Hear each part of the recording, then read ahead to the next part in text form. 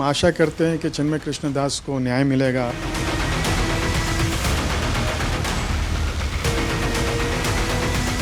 ये खुदाई जो है हमारे देश का सौहार्द, हमारे देश का भाईचारा, हमारे देश का गंगा जमनी तहजीब को खो देगा।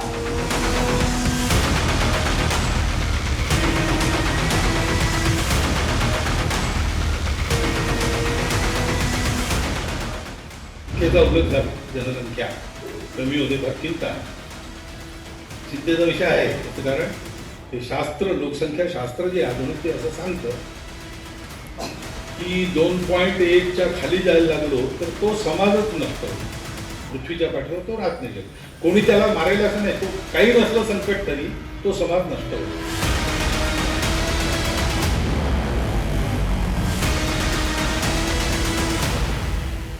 और एक बहुत बड़ी खबर इस वक्त मिल रही है, संभल हिंसा का पाकिस्तानी कनेक्शन। बहुत बड़ी खबर, आप हैरान हो जाएंगे। यह बताया जा रहा है कि टीम को मस्जिद के पास नालियों में पाकिस्तानी ऑर्डिनेंस के 9 mm का एक खोखा मिला है। मतलब क्या उपद्रवियों के पास पाकिस्तानी असलहा था, गोलियां थी। संभल हिंसा वाली जगह पर फोरेंसिक टीम जांच के लिए पहुंची, जहां टीम को नालियों की सफाई के दौरान पाकिस्तानी ऑर्डिनेंस फैक्ट्री से बना खोखा बरामद हुआ है। अच्छा, वो तस्वीर भी इस वक्त आपके सामने चल रही है। और सर्च ऑपरेशन में अफसरों की टीम को मौके से पाकिस्तानी ऑर्डिनेंस, ये मैं संभल की बात कर रहा हूं, वो जो 24 तारीख को दंगा हुआ था, 4 लोगों की दुखद मौत हुई थी, जो फायरिंग हुई थी देसी कट्टे से, उसमें पाकिस्तानी खोखे का इस्तेमाल हुआ। ऐसा हो सकता है, क्योंकि अच्छा ये तस्वीरें भी आ गई हैं। ये बहुत बड़ी खबर है, ये संभल हिंसा का पाकिस्तानी कनेक्शन। और इसमें बताया जा रहा है कि सर्च ऑपरेशन में अफसरों की टीम को मौके से पाकिस्तानी ऑर्डिनेंस फैक्ट्री के 9 mm के 2 मिसफायर और 1 खोखा बरामद हुआ है। इसके अलावा 12 बोर के 2 खोखे और 32 बोर के 2 खोखे बरामद हुए हैं। पाकिस्तानी कनेक्शन संभल हिंसा, आपको याद होगा सर्वे के लिए टीम 19 तारीख को गई थी, दोबारा 24 तारीख को गई थी। वहां पर हिंसक हुई थी, पत्थरबाजी, हिंसा, तोड़फोड़, आगजनी सब कुछ हुआ था। पुलिस वालों पर हमला हुआ था, कई पुलिस वाले जख्मी हुए थे, पुलिस वालों पर गोलियां चलाई थी इन उपद्रवियों ने। लेकिन अब ये खबर आ रही है, जो गोलियां चली क्या वो पाकिस्तानी गोलियां थी? और पाकिस्तानी अगर गोलियां थी तो इन दंगाइयों उपद्रवियों को पाकिस्तानी गोलियां किसने मुहैया कराई? क्योंकि संभल हिंसा वाली जगह पर फोरेंसिक टीम जांच के लिए पहुंची। टीम को नालियों की सफाई के दौरान पाकिस्तानी फैक्ट्री से बना खोखा बरामद। अच्छा, पुलिस का भी बयान आ गया, पुलिस का ऑफिशियल स्टेटमेंट आ गया इस बहुत बड़ी खबर पर। सुनाइए जल्दी से। संभल में ये कोई बड़ी बात नहीं है। यहाँ पे NIA की भी छापे समय समय पे पड़ते रहे हैं। यहाँ के कई अपराधी हैं जो दुबई में हैं। यहाँ के कई ऐसे लोग हैं जो वाहन चोरी के एक्सपर्ट हैं, जिनको समय समय पे उनकी लगातार उन पर निगरानी भी रखी जाती है। उसके बावजूद वो गाड़ियाँ चोरी करके और आर्म्स की स्मगलिंग करते हैं। अभी रिसेंटली गुजरात क्राइम ब्रांच ने 3 लोगों को पकड़ा था, जो कि सराय तरीन के रहने वाले थे। तो इस तरीके की जितने भी अपराधी हैं उन सबको भी खंगाला जाएगा कि वो क्या उनकी उस दिन इस यहाँ पे लोकेशन थी क्या, क्योंकि इन लोगों ने CCTV फुटेज, जो ये जिम है दाहिने हाथ में, इस जिम की CCTV फुटेज पहले तोड़ी गई है सबसे पहले, और उसके बाद में ये घटना जो है हुई थी। बहुत ही अनफॉर्चुनेट, दुखद घटना थी। देखिए, एक चीज़ है यहाँ पर क्लियर करना ज़रूरी है कि जिस तरह से पुलिस बता रही है कि ये नालियों से पाकिस्तानी खोखे बरामद हुए हैं संभल में, संभल की मस्जिद के पास। अब यहीं पर हुई थी हिंसा। अब हिंसा वाले दिन क्या देसी कट्टे, देसी तमंचे में क्या पाकिस्तानी खोखे का इस्तेमाल हुआ, नहीं हुआ, ये हम नहीं कह सकते। लेकिन हाँ, संभल हिंसा वाली जगह, एक तो नंबर 1 संभल में हिंसा वाली जगह, दूसरा टीम को नालियों की सफाई के दौरान पाकिस्तानी फैक्ट्री से बने खोखे बरामद हुए हैं। पाकिस्तानी ऑर्डिनेंस फैक्ट्री के 9 mm का एक खोखा मिला है, 9 mm का।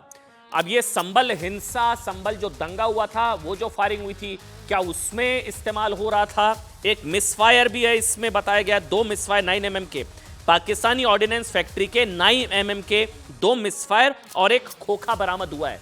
मतलब संभवतः क्या ये वो उसी दिन की 24 तारीख को जो दंगा हुआ था, अगर ये पाकिस्तानी गोलियां इनके पास थी तो कैसे थी, किसने मुहैया कराई, कौन लोग हैं, क्या सर्वे का विरोध, वो अब जो कहा जा रहा था कि अचानक से कोई नारेबाजी हो गई थी, वो जय श्री राम का नारा लगा दिया था इसलिए टीम जो है, इसलिए वहां पर लोग गुस्सा हो गए थे, तो गोलियां भी शायद एकदम से कैसे प्रकट होंगी। अब तो बहुत बड़े सवाल उठेंगे।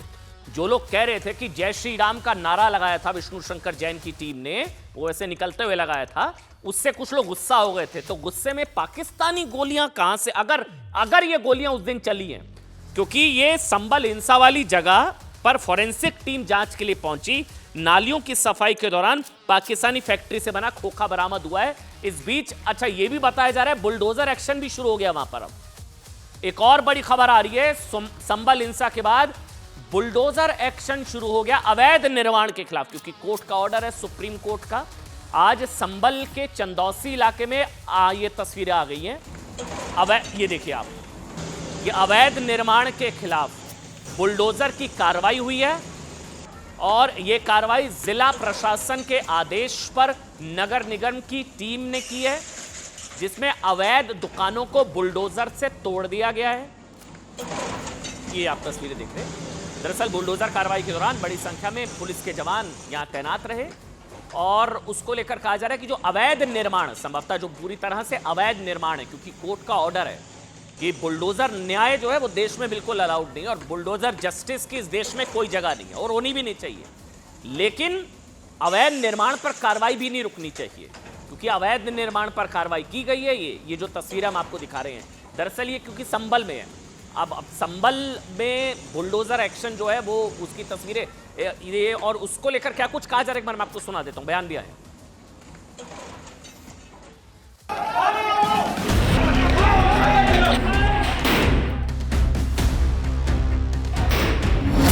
ये खुदाई जो है हमारे देश का सौहार्द, हमारे देश का भाईचारा, हमारे देश का गंगा जमनी तहजीब को खो देगा। पूरे संबल में पुलिस छावनी बना दी गई। संबल को पुलिस ने गोली चलाई, 5 लोग मारे गए, 20 लोग घायल हुए। अखिलेश यादव कानून को कभी नहीं मानते, उनके डीएनए में हिंदू विरोधी है। राम भक्तों पर गोली उन्हीं की सरकार ने चलाई थी। उसके नीचे खुदाई करो तो डायनासोर भी मिल जाएंगे, तो खुदाई करते रहो, पूरा देश खोद डालो। मस्जिद के नीचे मंदिर ढूंढेंगे, मस्जिद के नीचे पत्थर ढूंढेंगे, ताकि मुल्क के अमन और अमान और मुल्क की शांति को तबाह और बर्बाद कर सके। हर जगह पर जाकर बोलेंगे नहीं यहाँ पर मस्जिद नहीं थी, यहाँ पर दरगाह नहीं थी, यहाँ पर कुछ और था, तो फिर कल कोई मुसलमान जाके कोई बोल दे जाकर के नहीं यहाँ पर ये नहीं था, यहाँ पर वो था, कहाँ रुकेगा फिर ये? कल राहुल जी का संबल जाने का कार्यक्रम है और ऑलमोस्ट ये फाइनल हो गया कि कल सुबह राहुल जी दिल्ली से संबल के लिए निकलेंगे। जिलाधिकारी के द्वारा 10 तारीख तक वहाँ पर बाहर से लोगों के आने पर प्रतिबंध लगाया गया। कांग्रेस की तरफ से इतनी चिंता व्यक्त करते हैं कि इंडियन वर्शिप एक्ट का उल्लंघन।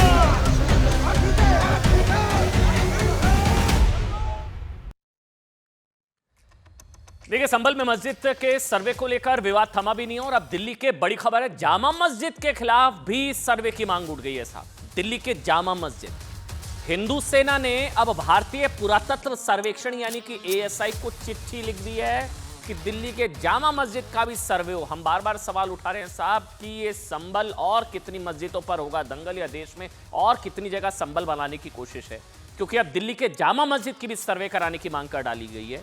इस मांग में एक साफ कहा गया कि हिंदुओं को अपमानित करने के लिए जामा मस्जिद की सीढ़ियों में हिंदू देवी देवताओं की मूर्तियां दबाई गई हैं।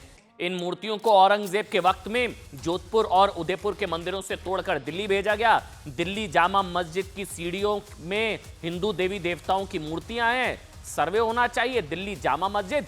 हिंदू सेना ने मांग कर डाली है कि जामा मस्जिद का सर्वे कराकर सीढ़ियों में दबी मूर्तियां बाहर निकाली जाए और उन्हें फिर मंदिर में पुनर्स्थापित किया जाए। ये अब जो मांग अजमेर को लेकर की गई थी, जो विष्णु जो हैं वो हिंदू सेना के जो हैं, जो उन्होंने अजमेर में मांग की थी, ये वही आदमी है, ये वही शख्स है। अब इन्होंने क्या मांग करी है साहब कि दिल्ली के जामा मस्जिद का भी एक बार सर्वे हो जाए, क्योंकि जामा मस्जिद की सीढ़ियों के नीचे हिंदू देवी देवताओं, जामा मस्जिद की सीढ़ियों में हिंदू देवी देवताओं की मूर्तियों को दबा दिया गया है। इन मूर्तियों को औरंगजेब के वक्त जोधपुर उदयपुर के मंदिरों से तोड़कर दिल्ली भेजा गया था। अब इनकी मांग है हिंदू सेना की कि जामा मस्जिद का सर्वे कराकर, अगर सर्वे में सीढ़ियों के नीचे हिंदू देवी देवताओं की मूर्तियां हैं, क्योंकि उस पर पांव रखकर चढ़ा जाता होगा ना मस्जिद में, तो उनकी मांग है कि ये इससे भावनाएं आहत हो रही हैं, आस्था पर ये सवाल है, आस्था इससे जो है उस पर सवाल है। इसलिए अब सर्वे हो और सीढ़ियों में अगर इस तरह से हिंदू देवी देवताएं की मूर्तियां हैं उनको निकाला जाए और उन्हें मंदिर में स्थापित किया जाए। सुनिए। भारतीय पुरातत्व विभाग के डायरेक्टर को एक पत्र लिखकर दिल्ली की जामा मस्जिद का सर्वे कराने की मांग की है, क्योंकि दिल्ली की जामा मस्जिद में जो सीढ़ियां हैं उन सीढ़ियों का सर्वे होना चाहिए। उन सीढ़ियों में जोधपुर और उदयपुर के भगवान श्री कृष्ण जी के मंदिर तोड़कर औरंगजेब ने उन सीढ़ियों में मूर्तियों को दाबा है, और हम चाहते हैं कि सर्वे हो तो सारी सच्चाई ये सामने आए। और अब आपको बता दें कि संबल पर सर्वे को लेकर दंगल अब कैसे आगे बढ़ता जा रहा है साहब। मतलब संबल हो गया, बदायूं हो गया, बोधशाला हो गया, अयोध्या हो गया, काशी हो गया, मथुरा हो गया। अब क्या हो रहा है कि अब आपको हम आपकी टीवी स्क्रीन पर ना अलग अलग तस्वीरें दिखाते हैं। इन अलग अलग तस्वीरों में अलग अलग मस्जिदों की वो तस्वीरें होंगी जो फिलहाल सर्वे को लेकर चर्चा में। अब कहाँ है साहब, देखिए पहली तस्वीर संबल के जामा मस्जिद की है, जहां अब हिंसा को लेकर पाकिस्तानी कनेक्शन भी आ गया है। आशंका है कि संबल हिंसा की प्लानिंग में पाकिस्तान के कट्टरपंथी भी शायद संभवतः मिले हुए हों। खोखे मिल गए हैं साहब संबल वाली जगह, हिंसा वाली जगह से पाकिस्तानी खोखे। दूसरी तस्वीर जो है वो अजमेर दरगाह शरीफ, ख्वाजा मोइनुद्दीन चिश्ती की अजमेर दरगाह शरीफ, जिसके नीचे जो है महादेव का मंदिर है। अब वो याचिका जो है कोर्ट ने उसको एक्सेप्ट कर लिया है साहब। तीसरी तस्वीर बदायूं तक पहुंच गया मामला, बदायूं की जामा मस्जिद, वो कह रहे हैं वो नीलकंठ मंदिर है, 10 दिसंबर को होगी अगली सुनवाई। चौथी तस्वीर जो है अब ये नया है, अजमेर की है, जहां 2.5 दिन का झोपड़ा, ये आप संभवतः अगर पहली बार सुन रहे हो मैं समझा देता हूं, 2.5 दिन का झोपड़ा मस्जिद, उसके नीचे मंदिर होने का दावा करने वाली याचिका जो है वो दायर की गई है, सर्वे की मांग की गई है।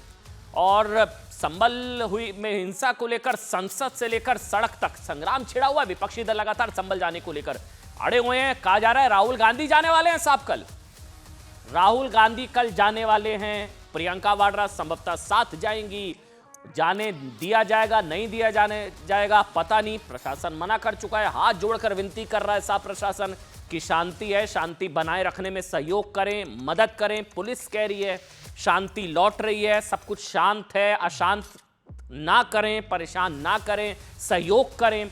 पुलिस ने भी कहा है कि हालात के सामान्य होने तक कोई बाहरी ना आए। कल संभल जाने को लेकर लखनऊ में कांग्रेस प्रतिनिधिमंडल पुलिस के बीच घंटों तकरार होती रही, अजय राय वाला प्रकरण। वहीं 2 दिन पहले समाजवादी पार्टी के प्रतिनिधियों ने भी कहा कि हमें संभल जाना है, पुलिस ने कहा नहीं। इस बीच खबर है कि मैं दोबारा बता रहा हूं, राहुल गांधी संभल के लिए जा सकते हैं साहब कल।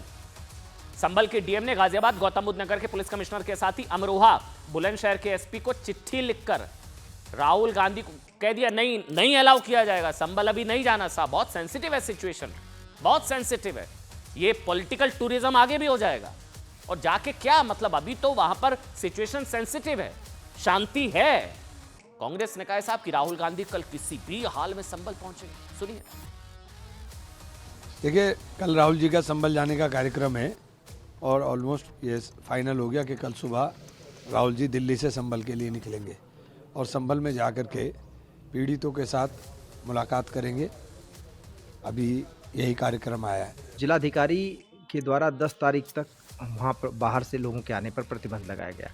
यह प्रतिबंध इसलिए लगाया गया है क्योंकि माहौल तो वहाँ एकदम शांत है और सामान्य, बहुत तेज़ी से उसको सामान्य भी किया गया है, पर अभी भी तनाव है।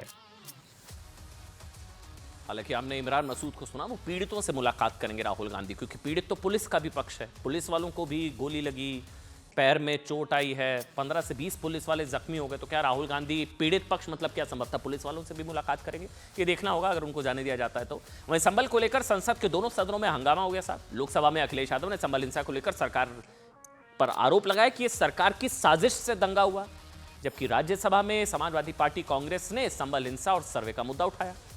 बीजेपी ने संभल मामले में विपक्ष पर तुष्टीकरण का आरोप लगा दिया कि सिलेक्टिव आउटरीच है, जो मैं भी पूछ रहा हूं कि अगर राहुल गांधी संभल जाने वाले हैं, इमरान मसूद ने बताया पीड़ित पक्ष से मुलाकात करेंगे, तो पीड़ित पक्ष तो पुलिस भी है, क्योंकि पुलिस पर भी जो है कई पुलिस वाले भी जख्मी हुए हैं इसमें, क्या उनसे भी राहुल गांधी मिलने गए अगर उनको जाने दिया जाता है तो?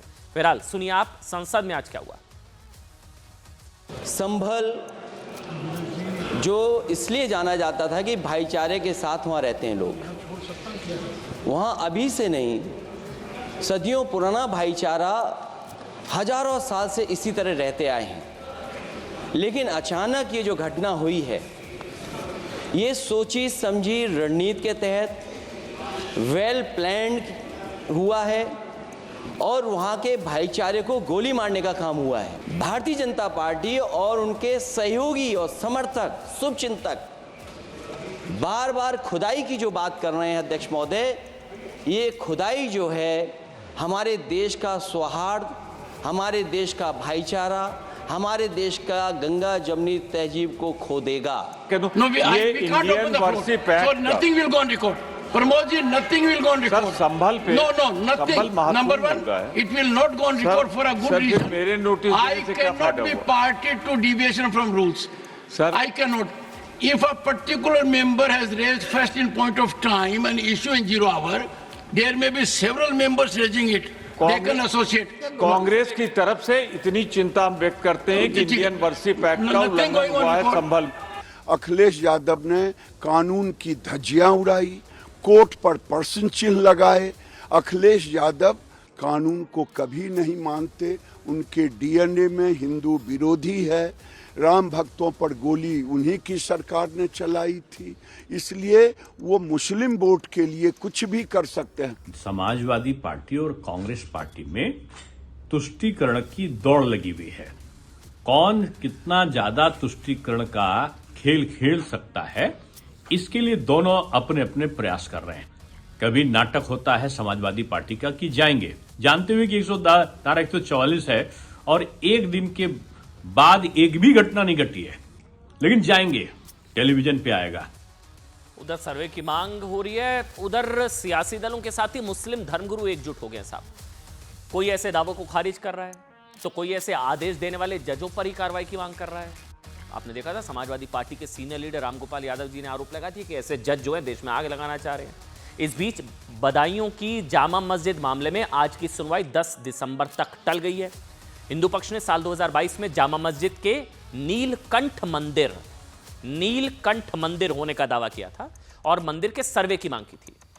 याचिका को, ये मैं बदायूं की बात कर रहा हूं, बदायूं जामा मस्जिद, कंफ्यूज मत होइएगा। एक संभल का मामला हो गया है, अयोध्या काशी मथुरा साइड, अब संभल है, उसके बाद जो है अजमेर, अभी मैं बदायूं की बात कर रहा हूं, भोजशाला अलग है। यहां बदायूं में जामा मस्जिद को नीलकंठ मंदिर वाली याचिका को स्वीकार करने के मामले में आज दोनों पक्ष कोर्ट में पेश हुए। बहस पूरी नहीं हो पाई। अब 10 तारीख को कोर्ट को तय करना है कि याचिका सुनवाई योग्य है या नहीं है, तो इसका सर्वे किया जाए या नहीं। हाँ, ये अच्छी चीज है, सब कुछ बहुत ही संवैधानिक तरीके से न्यायिक प्रक्रिया के पालन के साथ ही ये सारी चीजें होती हुई नजर आ रही हैं। मुकदमा जो है जो दायर किया है, ये फर्जी दायर किया है, यहाँ के अमन अमान को ख़त्म करने के लिए दायर किया है। इनका कोई हक ही नहीं है, ना कुछ है। जामा मस्जिद 850 साल पुरानी है और जैसे इन्होंने ये कहा कि मुग़ल आक्रांता, इनके अपने दावे, मुग़ल आक्रांता से तो कोई मतलब ही नहीं है। ये जो है गुलाम बख्श शमसुद्दीन अल्तमश ने बनाया था, उन्हें हिस्ट्री की नॉलेज नहीं है। हम लोगों के पास साक्ष्य पूरे ये उपलब्ध हैं कि property in dispute Hindu temple है और उसमें हमने केवल ये प्रेयर चाहिए कि जो पूजा अर्चना होती चली आ रही उसमें कोई व्यवधान उत्पन्न ना किया जाए, हमें पूजा अर्चना करने की अनुमति प्रदान की जाए। उधर अजमेर में ख्वाजा मोइनुद्दीन चिश्ती की दरगाह और एक और मस्जिद के सर्वे की मांग शुरू हो गई है। वो 2.5 दिन का झोपड़ा जो मैं कह रहा था शुरुआत में, मस्जिद अजमेर दरगाह से करीब 5 मिनट की दूरी पर है। अजमेर दरगाह से 5 मिनट। हिंदू पक्ष का दावा है साहब कि इस जगह पर ना पहले एक संस्कृत विद्यालय, स्कूल और मंदिर हुआ करता था। 2.5 दिन का झोपड़ा को देश के पुराने मस्जिदों में एक माना जाता है, बहुत मान्यता है। और ये मस्जिद भारतीय पुरातत्व सर्वेक्षण यानी कि ASI के अधीन संरक्षित है। ASI, इसलिए दूसरा पक्ष, हिंदू पक्ष कह देता है कि फिर इस पे तो प्लेसेस ऑफ वर्शिप एक्ट भी नहीं लागू होगा, क्योंकि ये तो ASI द्वारा संरक्षित जो है इमारत है। पहले हिंदू मंदिर रहे होंगे, उससे पहले कुछ और रहा होगा, उससे पहले कुछ और रहा होगा, और उसके नीचे खुदाई करो तो डायनासोर भी मिल जाएंगे। तो खुदाई करते रहो, पूरा देश खोद डालो। जितनी जमीनें हैं कहीं पर आप मंदिर बनाइए, किसी को कोई एतराज नहीं, मगर मस्जिद के नीचे जाके ढूंढेंगे शिवलिंग, मस्जिद के नीचे मंदिर ढूंढेंगे, मस्जिद के नीचे पत्थर ढूंढेंगे, ताकि मुल्क के अमन और अमान और मुल्क की शांति को तबाह और बर्बाद कर सके। सब मिल के तहैया करें। प्लेसेस ऑफ वर्शिप एक्ट तो इस्तेमाल ही नहीं हो रहा। लोअर कोर्ट आखिर प्लेसेस ऑफ वर्शिप एक्ट को क्यों नहीं सुन रही है? आप हर जगह पर जाकर बोलेंगे नहीं यहाँ पर मस्जिद नहीं थी, यहाँ पर दरगाह नहीं थी, यहाँ पर कुछ और था, तो फिर कल कोई मुसलमान जाए कोई बोल दे जाकर के नहीं यहाँ पर ये नहीं था, यहाँ पर वो था। कहाँ रुकेगा फिर ये? रूल ऑफ लॉ कहाँ जाएगा? डेमोक्रेसी कहाँ जाएगी? लॉ एंड ऑर्डर कहाँ जाएगा? इस सर्वे के जरिए पूरे देश में अशांति पैदा करने की साजिश हो रही है और सुप्रीम कोर्ट को चाहिए उसका नोटिस ले और इस तरह के सर्वे के आदेश करने वाले जजों के खिलाफ कार्रवाई करें। और सड़क से लेकर संसद तक और दिल्ली से लेकर लखनऊ तक सियासी पारा किस चीज को लेकर है? एक के बाद एक सर्वे की मांग कई लोगों को मनमाना लग रही है, लेकिन वही लोग एक के बाद एक वक्फ के दावों पर मौन है। इस चीज को समझिए, वक्फ संशोधन बिल पर बहस और सियासत के बीच देश में जमीनों पर वक्फ के दावों की फेहरिस्त बढ़ती जा रही है। इस तरह के सर्वे, इस तरह के दावे मस्जिदों पर गलत हैं, वो कहा जाता है ये कम्युनल है।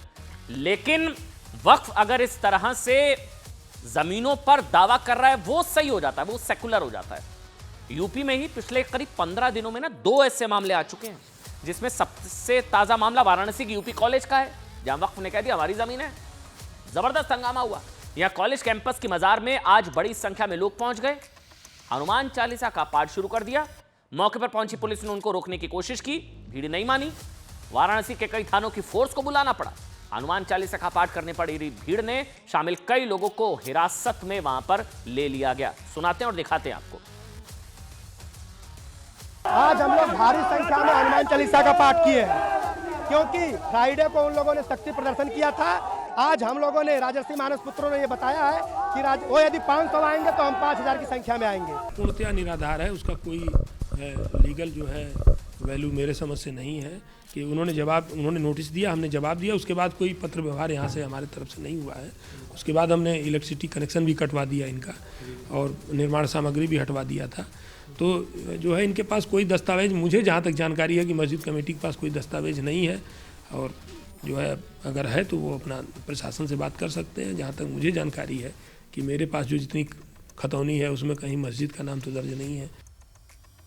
बार बार कहा जाता है कि वक्फ द्वारा दावा भी किया जाए वो भी सेकुलर होता है, लेकिन संभल के हरिहर मंदिर की बात भी कर देना अगर कोई कर दे, या रुद्राभिषेक की बात करने पर बाबा बागेश्वर को धमकी मिल गई है।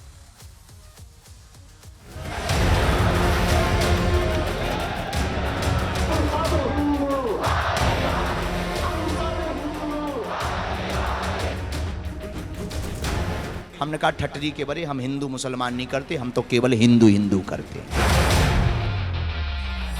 बाबा बागेश्वर को जान से मारने की धमकी। 1 घंटा तुम्हारा, हिंदू राष्ट्र हमारा। ओ बागेश्वर वाले बाबिया, आज नोट कर ले, तेरी पुठी गिनती शुरू हो गई है। बाबा पर भड़का बरजिंदर सिंह परवाना। आज फिर कह देते हैं 1 घंटा रोज का तुम्हारा, हिंदू राष्ट्र हमारा। ओ बागेश्वर धाम वाले बाबिया, जे तेनू पंजाबी समझ आउंदी है, मैं कहना तू अमृतसर साहब वड़ के विखा दे। चल छੱਡ अमृतसर साहब, तू पंजाब वड़ के विखा दे। हरिहर मंदिर वाले बयान को हर मंदिर साहिब से जोड़ा। जब तक हिंदुओं के खून में कट्टर हिंदुत्व का उबाल नहीं होगा, तब तक हम इस देश के लिए आज से अपने आप को समर्पित कर रहे हैं।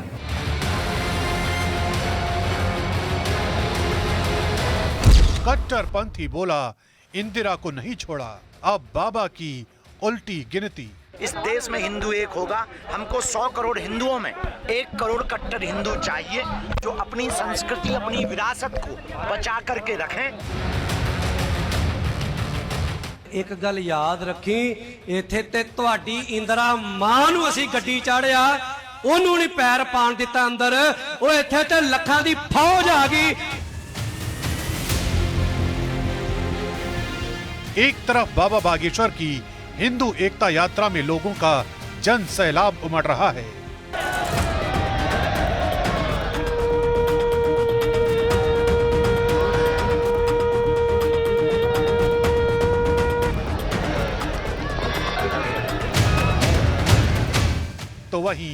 दूसरी तरफ उन्हें आए दिन कट्टरपंथियों से धमकियां मिल रही हैं।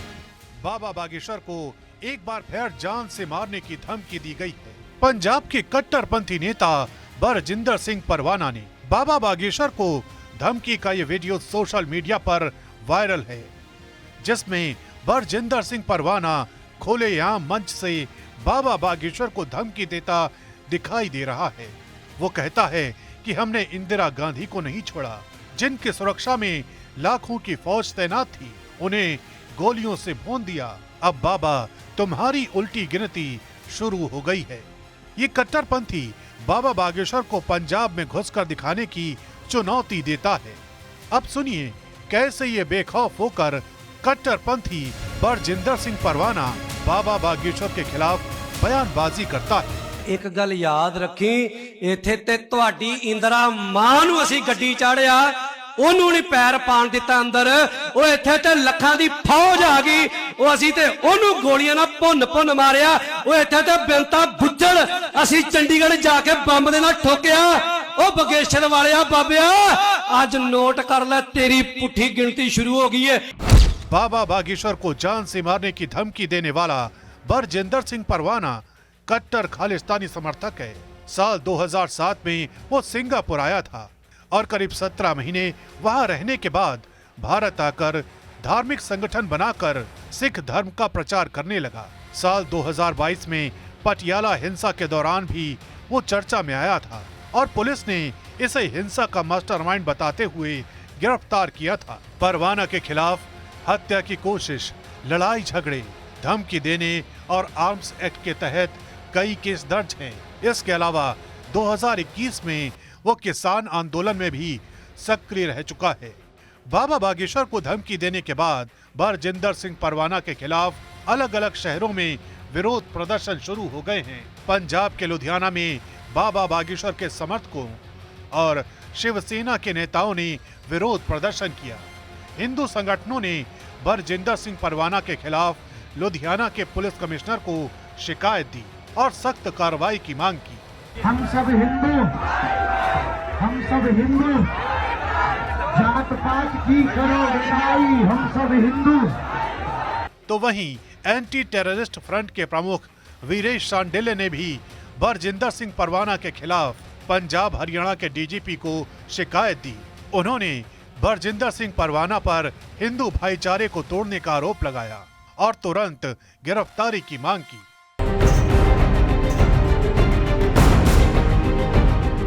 पंजाब के अंदर माहौल खराब करने की साजिश रची जा रही है।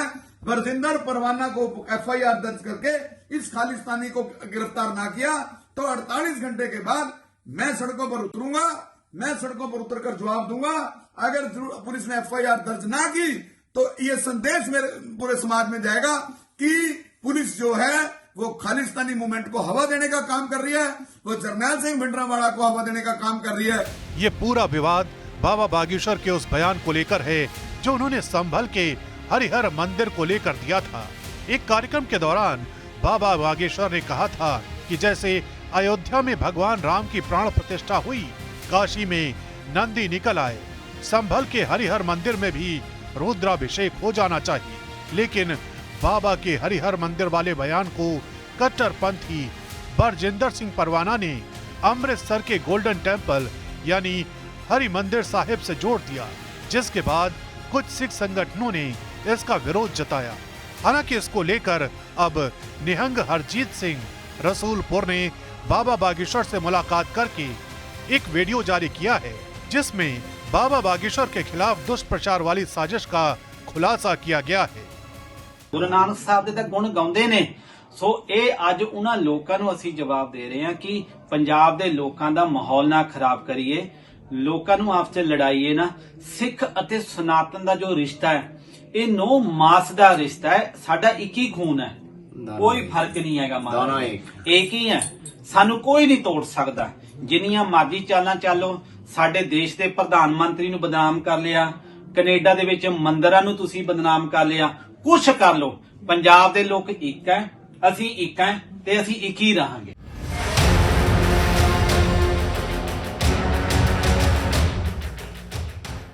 और यहाँ बताना ये ज़रूरी है कि बाबा बागेश्वर की तरफ से कहा गया है कि हमने संभल के हरिहर मंदिर की बात कही थी, ना कि हरमिंदर साहब की।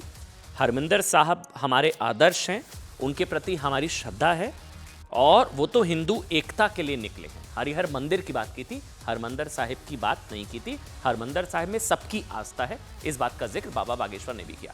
आगे बढ़ेंगे, बड़ी खबर है साहब, बात बिहार के पूर्णिया से सांसद है ना पप्पू यादव जी, धमकी मिली थी जान से मारने की। लॉरेंस बिश्नोई गैंग से मिल रही धमकियों की वजह से पिछले कई दिनों से चर्चा में बने हुए हैं।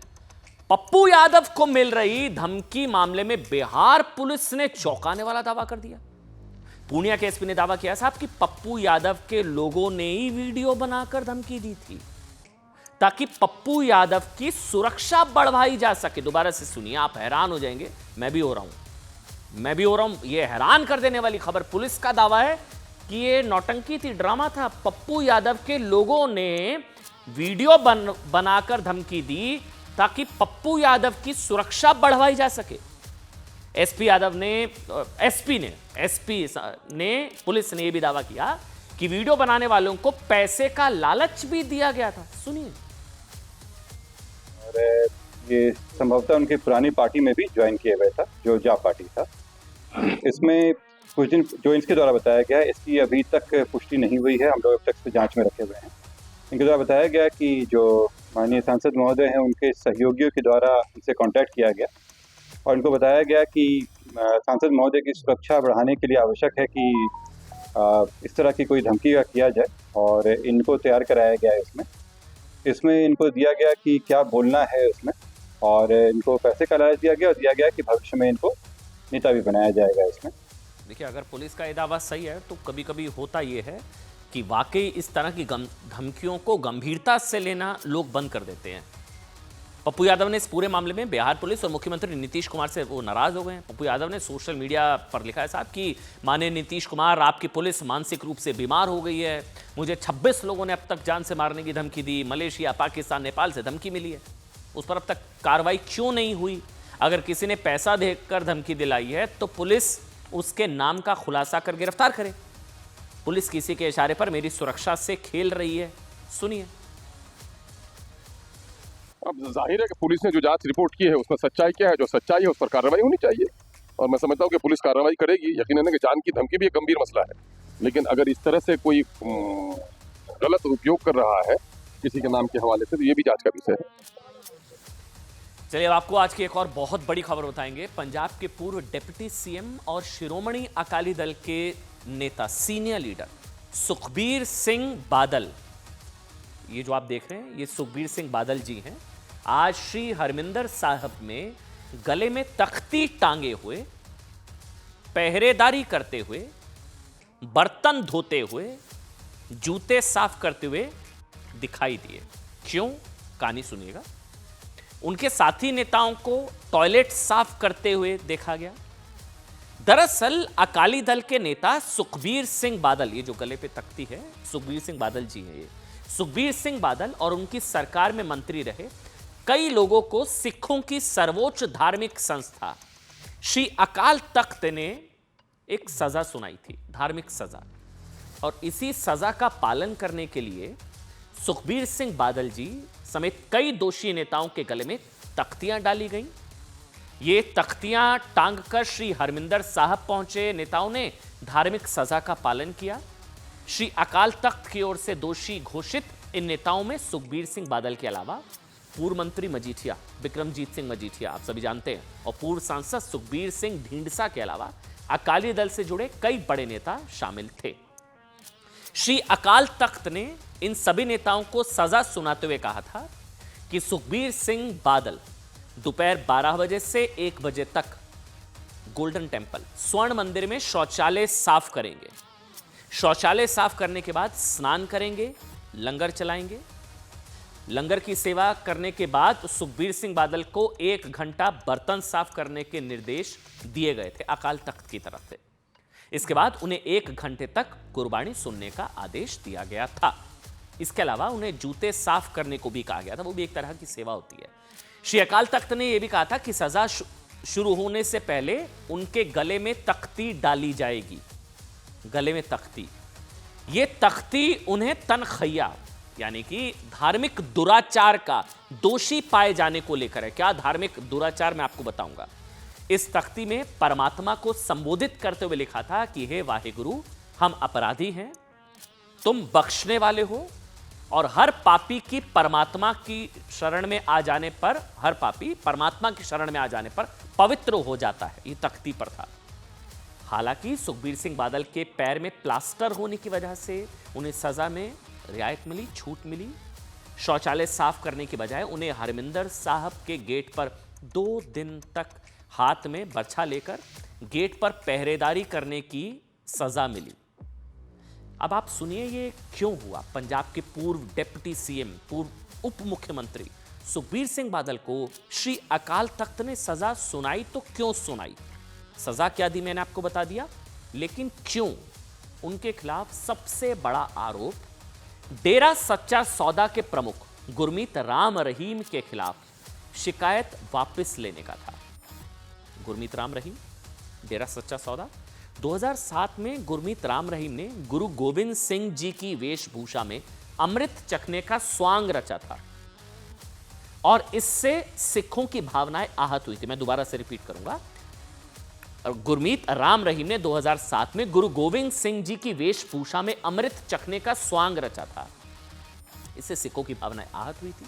उस वक्त पुलिस ने गुरमीत राम रहीम के खिलाफ केस भी दर्ज किया था, लेकिन अकाली सरकार ने उस वक्त राम रहीम को सजा दिलाने के बदले केस वापस ले लिया। इसके अलावा सिख बादल सरकार में सुमेध सैनी को पंजाब का डीजीपी नियुक्त किए जाने को लेकर भी नाराज थे। कई सिख संस्थाओं का मानना है कि सुमेध सैनी सिख युवाओं से क्रूरता के दोषी हैं। इसके अलावा श्री गुरु ग्रंथ साहिब की बेअदबी मामले में, ये तख्ती आप देखते रहिए, बेअदबी मामले में कार्रवाई ना करने और संगत के पैसों से विज्ञापन देने को लेकर भी सुखबीर सिंह बादल और उनके साथी नेताओं से सिख समाज में नाराजगी। इसलिए श्री अकाल तख्त ने यह सजा सुनाई, गले में तख्ती।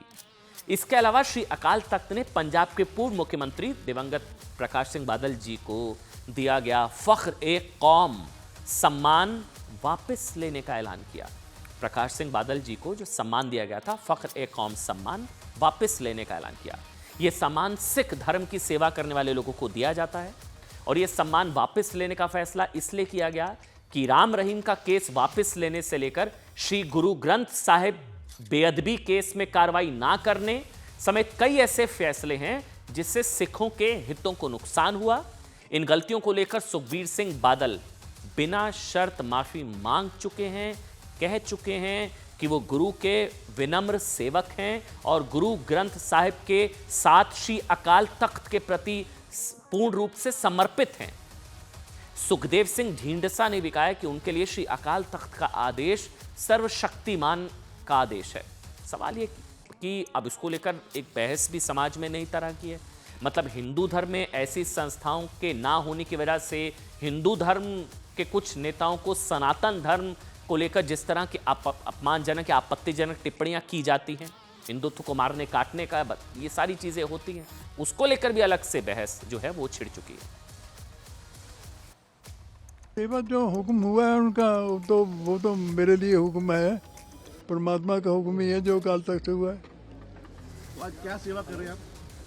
आज तो वही करेंगे, एक तो वहाँ पर रोकेंगे गेट पर और दूसरा फिर लंगर की सेवा करेंगे। तो आज ये चोला डाल के आप ये सेवा करेंगे? हाँ जी।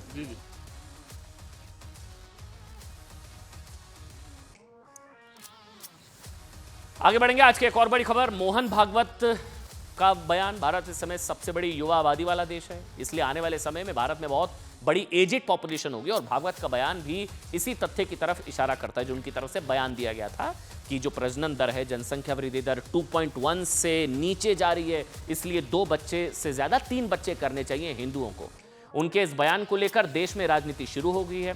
विपक्षी पार्टियां सवाल उठा रही हैं कि भारत जैसे देश में जहां पहले ही शिक्षा, स्वास्थ्य और रोजगार जैसी बुनियादी सुविधाओं की कमी है, अगर देश में सभी लोग मोहन भागवत की सलाह मानने लगे, 3 या 3 से ज्यादा बच्चे पैदा करेंगे, तो फिर इतनी बड़ी आबादी के लिए संसाधन कहां से आएंगे।